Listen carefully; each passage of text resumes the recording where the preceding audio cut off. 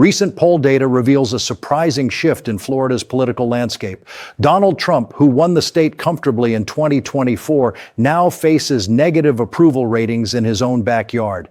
Latinos deserting, Republicans being booed in their own districts, and special elections showing historic turnarounds. The numbers don't lie. But first, subscribe to the channel and hit the notification bell. Leave your like. Let's get to the facts. To understand what's happening in Florida now, in January 2026, we need to analyze a trend that began consolidating throughout 2025.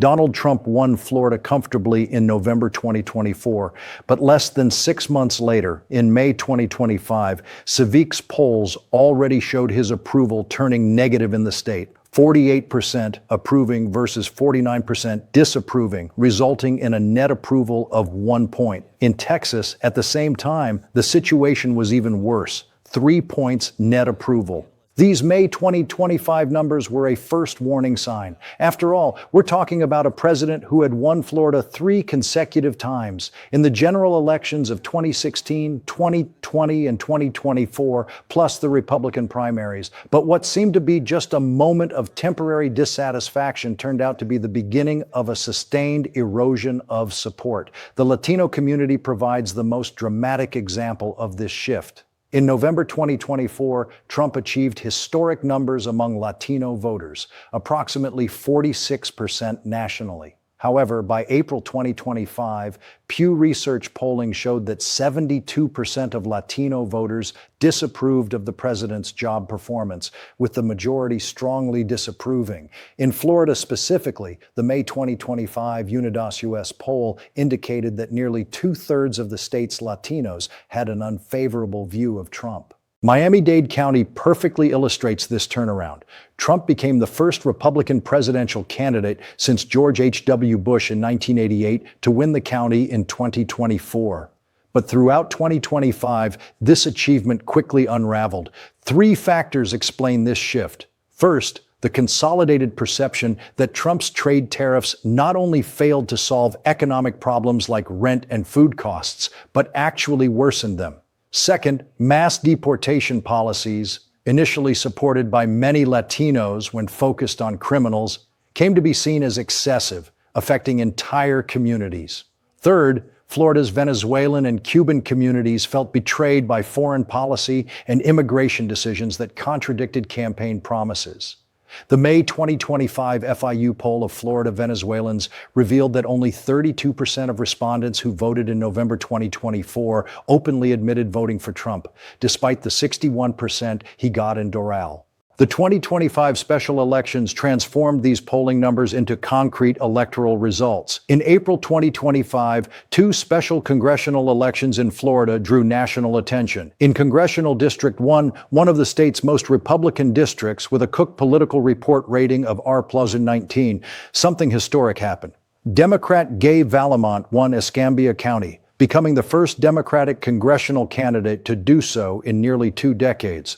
Although Valamont lost the general election to Republican Jimmy Patronis, the numbers tell a revealing story. In November 2024, in this same district, she had lost by 28 percentage points. In the April 2025 special election, the margin dropped to just 14.7 points, an improvement of 17.4 points in just 5 months. This represents the best Democratic performance in this district in the entire 21st century. Valamont's fundraising ability demonstrated national enthusiasm. She raised over $6.5 million, outpacing her Republican opponent by more than 3 times.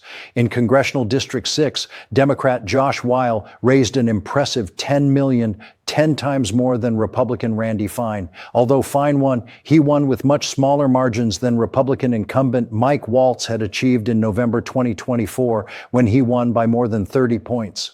In April 2025, 2 polls showed the race within the margin of error. The pattern repeated across all 9 special elections held in Florida throughout 2025. Democrats managed to mobilize a higher percentage of their registered voters than Republicans. Historically, even in years favorable to Democrats like 2018 or during the Obama era, Florida Republicans generally outperformed Democrats in turnout. The reversal of this dynamic in 2025 signaled a fundamental shift in political enthusiasm. Vote-by-party analyses showed that Democrats were retaining a larger share of their voters, while moderate Republicans and independents demonstrated greater willingness to cross party lines.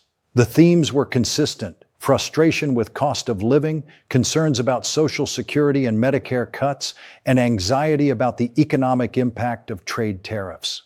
The most visible manifestation of this political shift occurred in April 2025, when Congressman Brian Mast held 3 town halls in his district, which covers Palm Beach, Martin, and St. Lucie counties.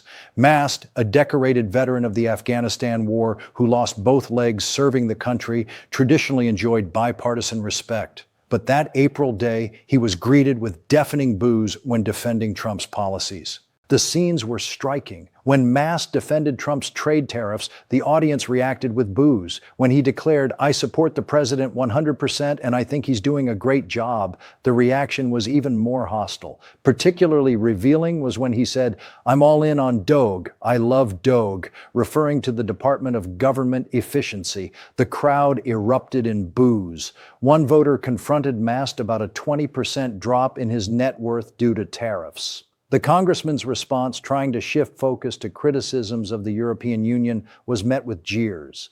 Voters' concerns were specific and practical: Social Security offices closed, long wait times to access services, cuts to FEMA programs that help prevent storm damage, impact of tariffs on local businesses. The crucial detail: these weren't town halls open to the general public. Mast required proof of district residency, checking IDs at the door.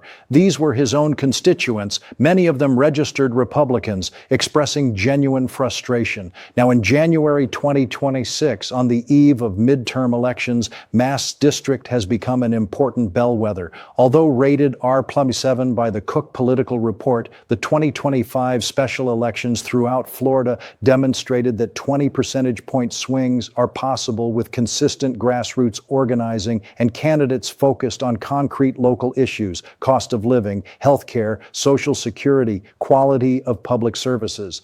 The question that remains at the beginning of 2026 is whether the trend that started in 2025 will consolidate or reverse in the approaching midterm elections. If this analysis added value to your understanding of Florida's evolving political landscape, leave your like and subscribe to the channel to continue following developments that mainstream media often ignores. More importantly, leave your perspective in the comments. Do you believe Florida can really be becoming competitive again, or are these changes just temporary turbulence? Share your experiences if you live in Florida. Do the data we discussed reflect what you're seeing in your community?